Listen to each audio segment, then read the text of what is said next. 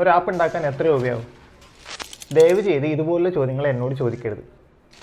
ഒരു വീട് ഉണ്ടാക്കാൻ എത്ര രൂപയാവും? നിങ്ങളുടെ വീട് 1 BHK ആണോ, 2 BHK ആണോ, 3 BHK ആണോ, കോൺക്രീറ്റ് ആണോ, ഓടിട്ട വീടാണോ? ഇതൊന്നും അറിയാതെ എങ്ങനെയാണ് ഒരു വീട് കിട്ടുന്ന കോസ്റ്റ് നിങ്ങൾക്ക് പറഞ്ഞു തരാൻ പറ്റും? നിങ്ങൾക്ക് വേണ്ട ആപ്പിൻ്റെ ഒരു ഫീച്ചർ ഡോക്യുമെൻ്റ് ആദ്യം ഉണ്ടാക്കുക. എന്തൊക്കെ ഫംഗ്ഷനാലിറ്റീസ് ആണ് വേണ്ടത്, എത്ര സ്ക്രീൻസ് ഉണ്ട്, എന്തൊക്കെ ഫീച്ചേഴ്സാണ് ആവശ്യമുള്ളത്, എക്സ്റ്റേണൽ API ഇൻ്റഗ്രേഷൻ ആവശ്യമുണ്ടോ, സെർവർ ആവശ്യമുണ്ടോ തുടങ്ങിയ കാര്യങ്ങളൊക്കെ ഡീറ്റെയിൽ ആയി എക്സ്പ്ലെയിൻ ചെയ്യുന്ന ഒരു ഫീച്ചർ ഡോക്യുമെൻ്റ് ഉണ്ടാക്കുക. അതിന് ആ ഒരു ഫീച്ചർ ഡോക്യുമെൻ്റ് എനിക്ക് അയച്ചു തന്നു കഴിഞ്ഞാൽ ഞാൻ ആ ഡോക്യുമെൻ്റ് ഡീറ്റെയിൽ ആയി നോക്കി അതിൻ്റെ ഒരു എസ്റ്റിമേറ്റ് നിങ്ങൾക്ക് പറഞ്ഞു തരാൻ സാധിക്കുന്നതാണ്. അതുമാത്രമല്ല, നിങ്ങൾക്കൊരു ആപ്പിൻ്റെ ഐഡിയ ഉണ്ടെങ്കിൽ ഒരു ഫുൾ ആപ്പ് ഇംപ്ലിമെൻറ്റ് ചെയ്യാൻ ഞാൻ ഒരിക്കലും റെക്കമെൻഡ് ചെയ്യില്ല.